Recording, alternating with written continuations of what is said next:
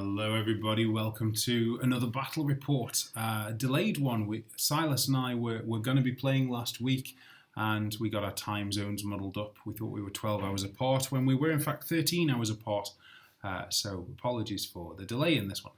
4,500 point game of Dread Elves against Dwarven Holds. You can see the list there on the screen. Before we get into it, I'm going to ask you to hit that like and subscribe button.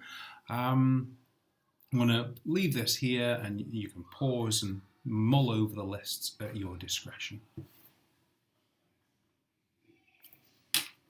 Okay, so we were on map 1. We deployed with the marching columns deployment, and the secondary objective was the King of the Hill. At the end of the game, we realised that there had been a misunderstanding with the secondary objective. Silas had thought that he had to choose a secondary objective location for his King of the Hill marker that was entirely out of his deployment zone, when in fact it had to simply not be entirely within his deployment zone, which is why the secondary objectives for King of the Hill are here and here. So I'm going to disregard the outcome for those because it heavily tilts in my favour as a result of that misunderstanding. So this is deployment anyway. Let me just talk you through the two lists. So we've got a pair of catapults here with a pair of engineers. Thane and King are in this great big unit of Kingsguard up in the corner. Then we've got a big unit of Forge Wardens, big unit of Clan Marksmen, another big unit of Clan Marksmen, and a small unit of Forge Wardens. Silas had deployed right to left there. I'd also deployed right to left, so I'll go through them right to left actually. Pair of hunting chariots, small unit of auxiliaries, Kraken, pair of hydras, another unit of auxiliaries, another hunting chariot, unit of auxiliaries with my BSB captain there, another unit of auxiliaries with my oracle, 3 medusas, pair of Dark Raider units, and a unit of harpies.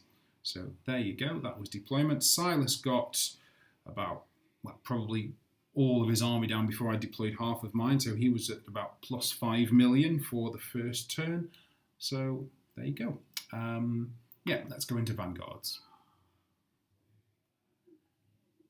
Okay, so this is vanguards. There were 3 vanguarding units on the board, the 2 Dark Raiders and this big unit of Forge Wardens here. I'd anticipated Silas vanguarding forwards, but he didn't.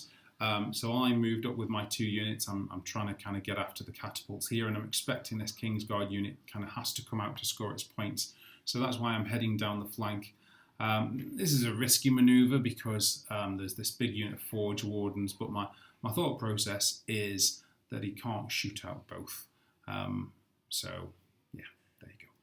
That's the end of vanguards. Okay, so Silas won the first turn and he chose to go first. And in his first turn, he's done something quite interesting. He has Swift reformed his Kingsguard unit and is basically using them as a wall to prevent the Dark Raiders creeping through the gap, which I understand. He's protecting his catapults because his flaming catapults can give my hydras a really hard time. But I'm not sure about this as a strategy because this is a very big, expensive unit. It's coming up to 2,000 points. But anyway, there you go. He's reformed over there, and his other units are sort of largely staying still, this is all bad news for my Dark Raiders. So that's the end of Silas's movement 1. Okay, so this is the end of turn 1, and you can see it has been a hard time for my Dark Raiders. His Forge Wardens have shot a full unit off. I managed no armour saves. So, yeah, a bit nasty. I hadn't anticipated this happening.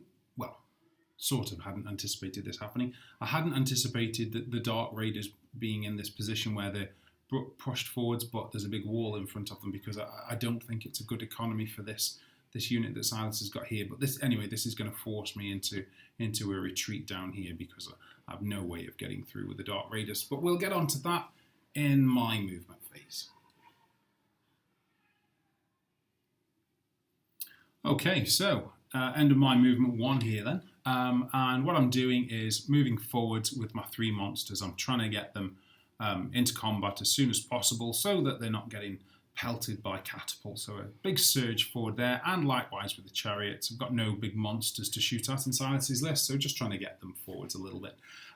Drop the Dark Raiders back because they have no gap to fit through, so just keeping them out of range. And moving the auxiliaries forward. So the Forge Wardens have only got an 18-inch shooting weapon, so I'm 22 inches away from them, and that means that they have to march in order to be in range, but then of course they can't shoot, which means that I can use my 24-inch range and put my auxiliaries with their double shots up against the marksmen with their single shots. And what I'm also hoping to do here is get Will of the Wisp off on these marksman units, because they're going to suffer for their what's the rule? Is it unwieldy, isn't it, that crossbows have got?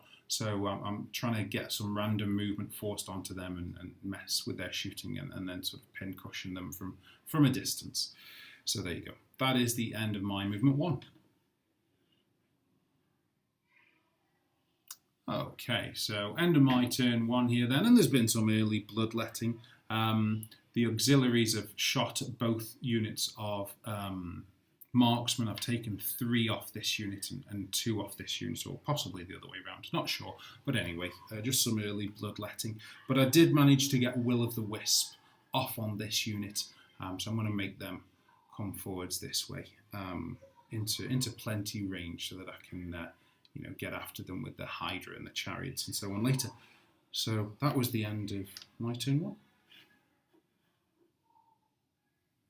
Okay, end of Silas's movement 1 here, and you can see he's kept all of his units where they were, except the marksman, who went forward a whopping 16 inches on a 3d6 random movement, which is a lot more than I was expecting. I was hoping for about 10 or 11, which would put them sort of here. I actually positioned my Hydra quite poorly, because this has left me with a bit of a dilemma. Do I throw the chariot in by itself against a great big sturdy unit like this? It will obviously be steadfast. I needed the Hydra in, or do I try and shoot at them and kind of put the Medusas up later is the question, to kind of prevent this big unit from pouncing on any of my auxiliaries, because although it's not a great combat unit, it will beat my auxiliaries by sheer weight of numbers.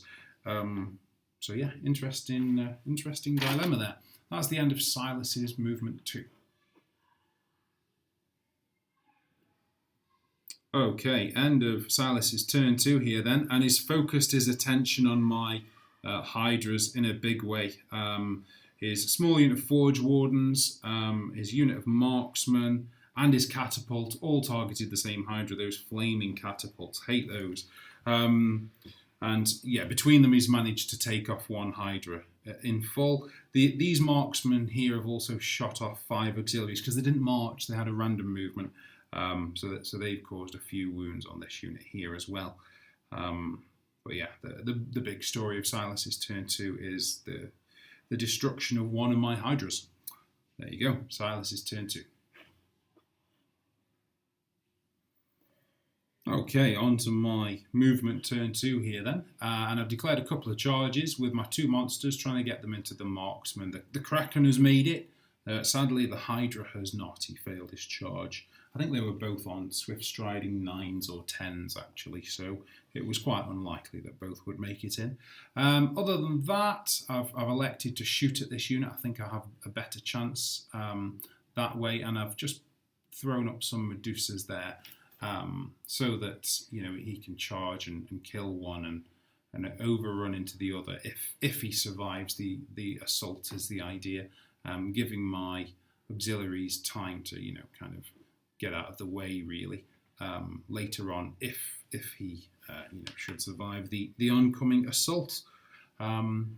Chariots moving up, could have made long charges, but I decided not worth it, unlikely to make it, and I'd rather have the shots, because as long as those monsters get in, it doesn't really matter what the chariots are doing at this stage. So there you go. Anyway, that's the end of my movement 2. Okay, on to my end of turn 2 here then. I've got crippling fatigue off on the marksman.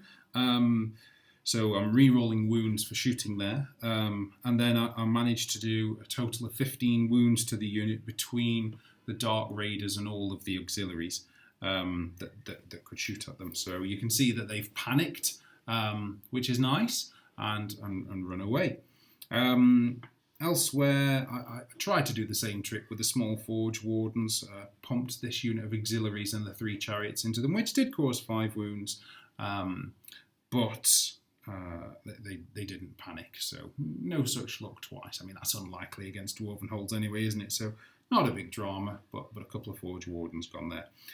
In combat, the Kraken won combat with his Thunder Stomp and his 4 attacks, but the Marksman held.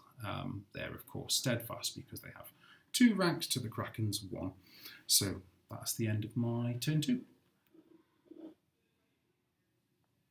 Okay, so we're into Silas's movement 3 here then, and his marksmen in the middle have rallied, as you would expect with the unit of dwarves. Other than that, he's backed off with his Forge Wardens here, hoping to prevent me from getting a charge with the chariot, although I think, if memory serves correctly, he can't actually get out of the arc of vision of this chariot with this end Forge Warden. I think there's a charge coming later, but I can't actually remember. I will be able to tell you when I look at the photo. It's as interesting for you as it is for me, this. So yeah, other than that, the Forge Wardens are edging up in this ruins here. They're in range with this Medusa, so I have given him something to shoot at here, but that's the cost of the insurance policy that I took out against the marksman earlier, I suppose. And he's reformed with his big unit of Kingsguard, realising that no use is being made of those. So yeah, there you go. That's Silas's movement 3. Okay, so we're at the end of Silas's turn 3 here then, and it's been a really good turn for him actually. You can see that the Hydra that was in the middle here is gone. So basically both catapults hit on a 4+, both catapults wounded on a 4+, and both catapults did the average of 2 wounds each. So yeah, that was quite good for him. And the Forge Wardens finished off the Hydra with the 5th and final health point. So second Hydra is gone. He's also taken out the Medusa that was here with this unit of Forge Wardens, but that was to be expected. So, end of Silas's 3. Okay, so on to my movement 3 here then. And you can see that my chariot did have a charge off on the Forge Wardens, but he really flopped on his charge, and the Forge Wardens also ran really far, so they've managed to get a good distance off there. I think I might have actually moved the wrong model, but it doesn't really change the result. And then the other chariots that couldn't see them went through this gap here, wheeled and closed the door on this unit here, so coming to help out the Kraken, because the Kraken's not really very well equipped for taking on units with multiple models. The chariot here is into the marksman, just kind of hoping to finish them off really, and the auxiliaries are heading for this secondary objective over here. There's nothing left for them to shoot at over here really, and I might as well just head this way and have them add their weight to what these guys are doing. But in fairness, there are no good targets over here. The catapult's too far away. The Kingsguard are very heavily armoured, and the Forge Wardens are sitting in the ruins. Of course, all this being said, the Kingsguard, with 3 turns left, can't cover this distance.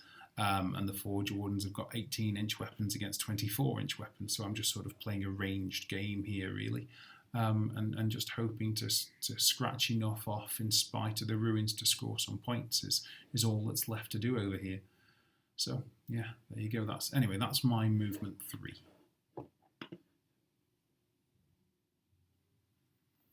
Okay, on to the end of my turn 3 here then, and I'm really annoyed with myself at the end of turn 3 because I've just realised that I've not moved my Oracle out of this much smaller unit than I ought to have done, which actually makes it quite vulnerable, because what Silas could easily have done is, drop a catapult shot on this unit and crush the unit, and then come after it with the other catapult shot. But anyway, it's too late to do anything about that. So I managed to get off Twisted Effigy, partly because I miscast, but no massive damage there. And I also got Will of the Wisp off on the Forge Warden. So the idea here is to bring this unit out into a nice shooting space, because the range thing, you know, I will win it eventually, but there's not that much time. You're at -2 and long range if you're shooting at this unit, so let's bring them forwards and have something worth shooting at was sort of the thought process. And then a double aspect on the King's Guard just to slow them down even more, make absolutely certain that they can't get into combat anywhere over here. So yeah, Twisted Effigy and Will-o'-the-Wisp in the magic phase. Did a wound on the unit in the ruins as well during the shooting phase. Kraken and the Chariot smashed through the unit that was over here. Chariot, we weren't sure. It rolled enough to go off the board, but do pursuing models still go off the board? We were a bit short for time. We knew we would be later on, so we didn't look it up. We just decided to leave the Chariot there. But if you know them, do please say. The Kraken didn't go very far in his pursuit roll, so it didn't really affect him. The other unit here broke against the Chariot, but the Chariot failed to catch it, so that was a bit annoying. So they're off running again. So that's the end of my turn 3. Okay, so this is Silas's movement 4. You can see that the Forge Wardens here, the little unit Forge Wardens, have rallied, but the big unit of Marksmen have continued to flee. They are now at half discipline, whereas the Forge Wardens are not.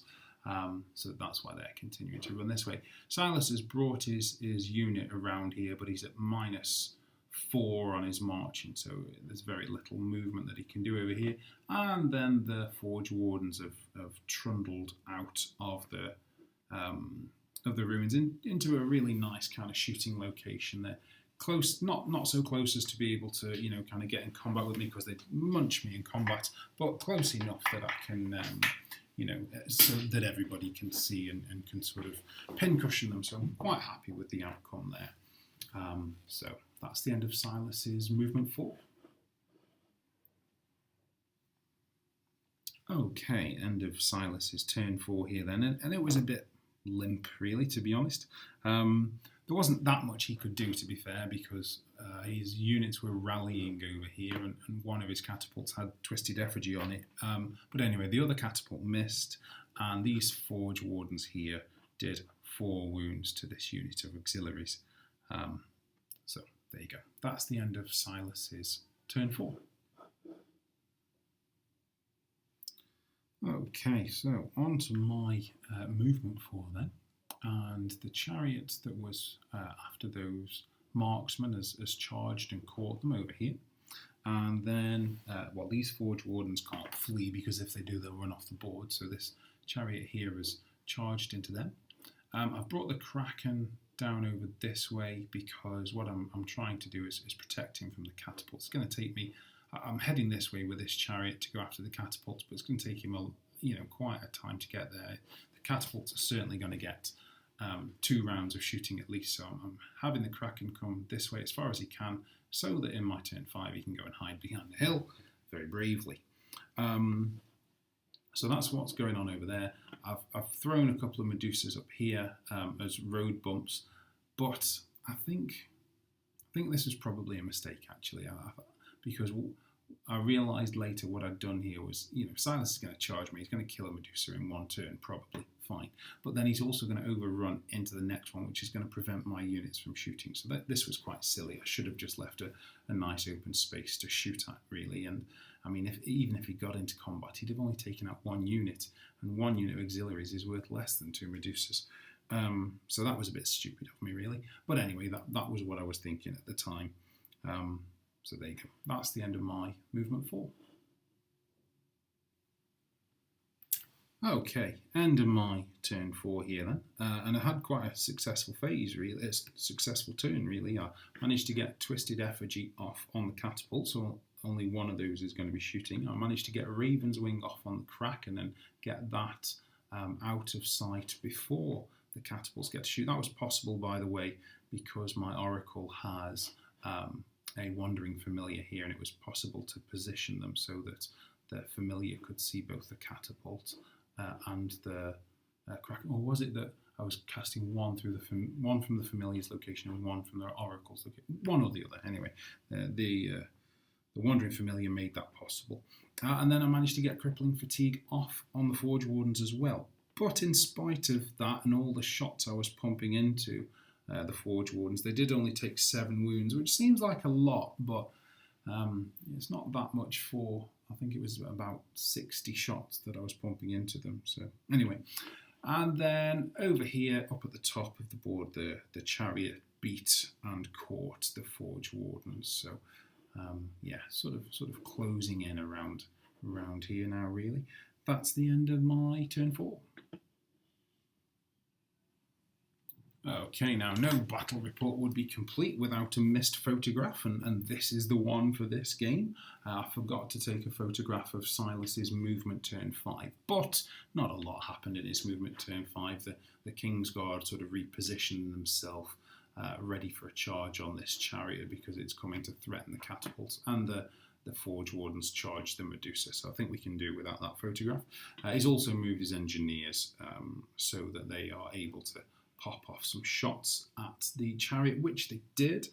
So you can see a couple of wounds there on the chariot between the catapult and the Worm Slayer rocket that the engineer has. The Forge Wardens beat the Medusa, but it actually passed its leadership test, so that's perhaps a bit of a lucky escape for me in a way there, because I can move this other Medusa out of the way and I'm not throwing it away needlessly. But yeah, there you go. That's the end of Silas's turn 5.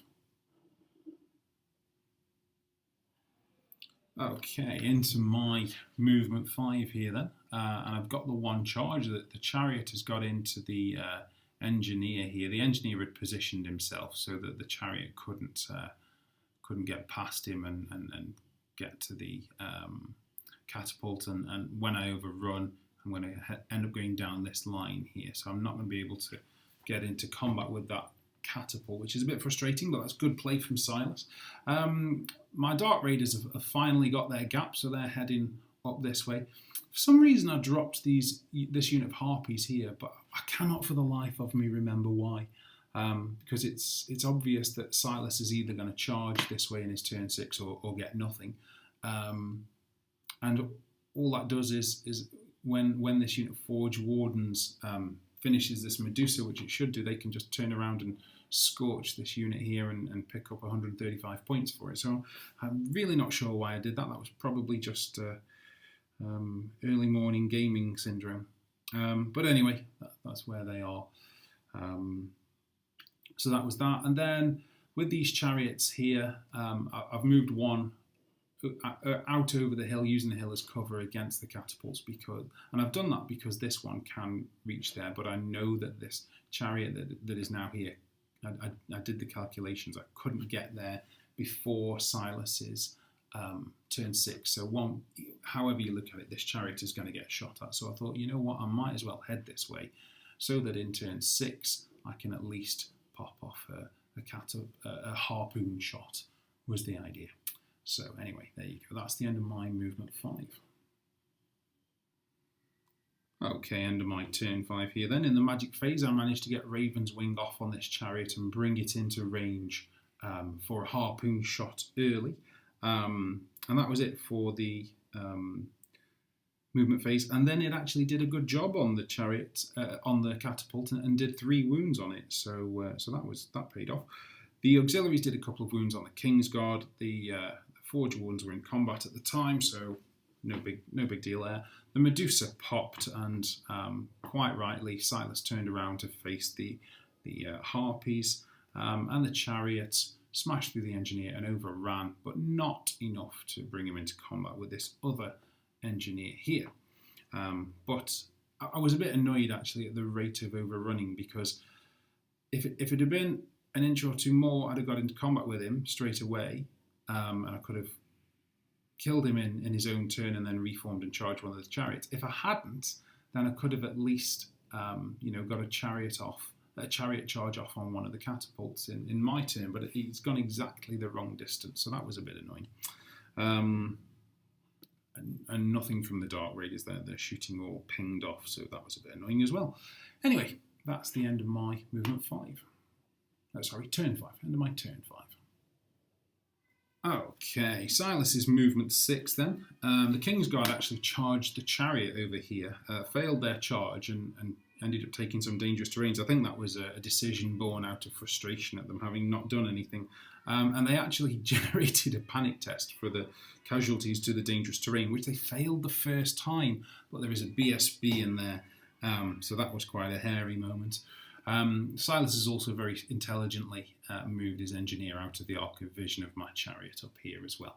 And then he's facing the harpies over here, ready to scorch them, so fair play there. That's the end of Silas's movement 6. Okay, end of Silas's turn 6 here then, and his Forge Wardens have actually gone after the chariot, done 3 wounds on it, the one that was here, sorry, done 3 wounds on it and killed it, so that was quite smart play. The engineer has also done 1 wound on this chariot here with his Wormslayer rocket, but that's not enough to finish it off, but it is decimated, so fair play there. That's the end of Silas's turn 6. Okay, my movement 6 here then. And you can see that the chariot has now put itself in position for a bit of a shooting attack over here. I'll be hitting on a 5 because it's entrenched, but why not? Might as well try. And the Dark Raid is moving up into short range as well, so I'm planning to take out this catapult. Put the Medusa here so that the Oracle can cast Raven's Wing on her and she can sweep over here and do a few extra wounds, because I've got to make some use of the magic phase. I'm on Witchcraft and most of my spells are not very useful for turn 6. And then just sort of getting into position to converge some shooting on these Forge Wardens as well. So that's the end of my movement 6. Okay, and finally my turn 6. So I managed to get both Crippling Fatigue off on the Forge Wardens and Raven's Wing on the Medusa. But the sweeping attack only did 1 wound. And then in spite of the Crippling Fatigue and all of the shots from all of these units getting pumped into the Forge Wardens, I only managed 7 wounds, which is quite poor. Which left that unit decimated when I really think it ought to have been destroyed. But up in the top corner, at least the Dark Raiders did manage to finish off that catapult. So that was the end of the game. Silas had done 1,690 points of damage to me. I'd done 2,019 to him, which was an 11-9. Had the unit Forge Wardens, that last model, died, it would have been 245 points more, which would have made it a 12-8. You can talk about the plus or minus 3 for the secondary objective, but I don't think it's fair to consider those for the reasons stated earlier. I think that a couple of things characterise this game. We both made silly mistakes. There were a number of those throughout the game, but I think the catapults were an ideal match for my Hydras, which really brought Silas 900 points. But I also think his decision to sort of hang back with that Kingsguard unit, it's 2,000 points. It's too expensive to hang back with. It's as simple as that. So yeah, interesting game, but a born-out win really against Dwarven Holds, which is quite normal. I mean, Dwarven Holds they don't win big, they don't lose big, do they? So yeah, 11-9 final score. So that's it. Right, guys, thank you for joining me. I hope that was entertaining at some level, and waiting to see who I'll be playing against next week. So join me then. Bye-bye.